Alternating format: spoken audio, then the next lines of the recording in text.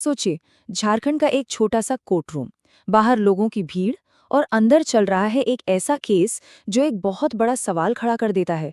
जब कई लोग मिलकर कोई जुर्म करते हैं तो कानून आखिर काम कैसे करता है?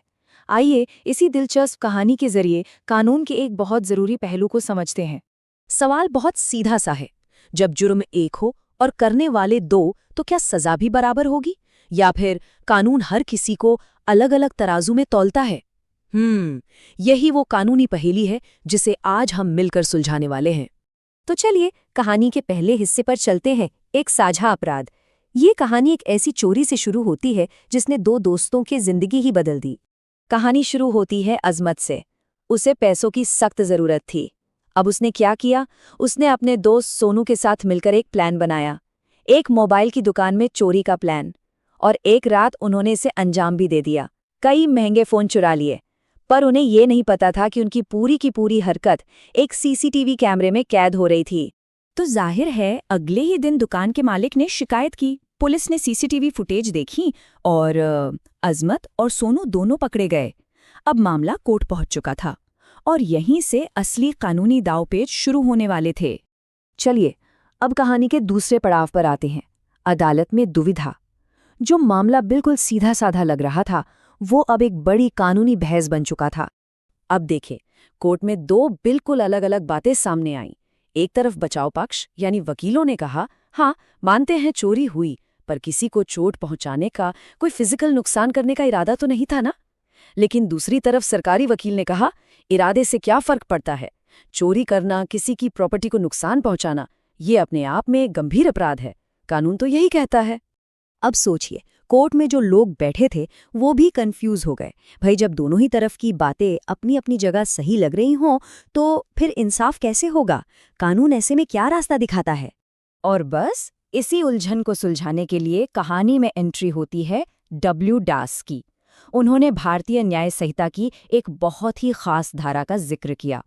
ब्रेडास ने समझाया, देखिए इस पूरे मामले को समझने के लिए हमें भारतीय न्याय संहिता यानी बीएनएस की धारा 12 को समझना ही होगा।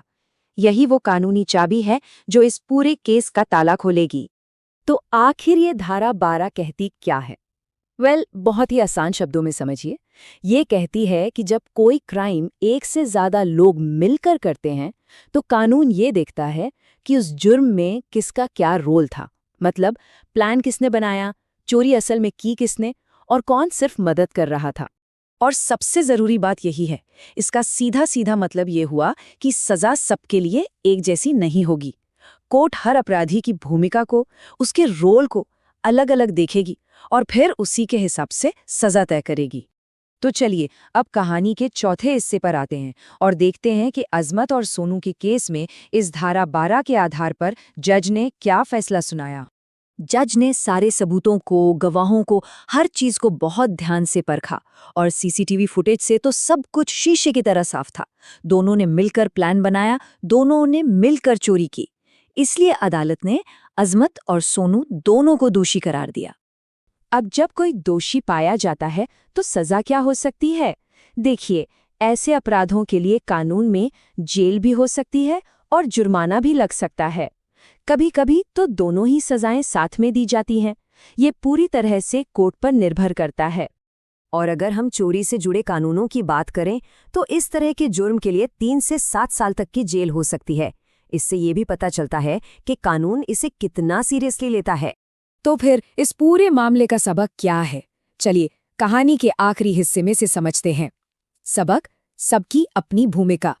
कोर्ट के कार्रवाई खत्म होने के बाद बाहर जो लोग थे उन्हें एक बात तो साफ साफ समझ आ गई थी कि कानून सिर्फ ये नहीं देखता कि जुर्म हुआ है, बल्कि ये भी देखता है कि उस जुर्म में किस इंसान का क्या रोल था। तो निचोड़ ये है कि जब कोई क्राइम मिल के किया जाता है तो कानून सबको एक ही तराजू में नहीं तौलता। वो हर व्यक्ति की पर्सनल जिम्मेदारी को देखता है, उसे परखता है, और यही चीज इंसाफ का आधार बनती है। तो आखिर में एक सवाल सबके लिए, जब कोई अपराध साझा हो तो न्याय का असली मतलब क्या है? क्या सबको बराबर सजा देना न्याय है, या फिर हर किसी को उसकी भूमिका के हिसाब से जिम्मेदार ठहराना? सोचिएगा जरूर।